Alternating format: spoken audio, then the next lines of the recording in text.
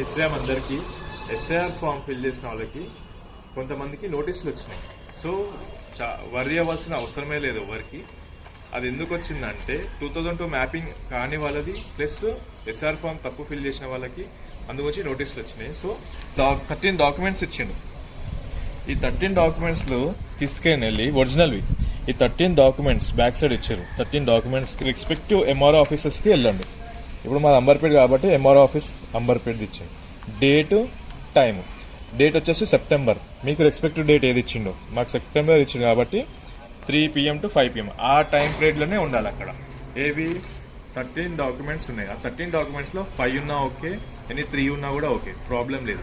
Mostly ఏం suggest చేస్తానంటే 10th birth certificate, caste certificate, pan card, passport ఉంటే passport, ఇంకోటి గవర్నమెంట్ అలాట్ చేసిన ఇల్లుది ఉంటుంది కదా స్లిప్, అది ఉన్నా కూడా ఓకే, పెన్షన్ది అది కూడా ఉన్నా ఓకే.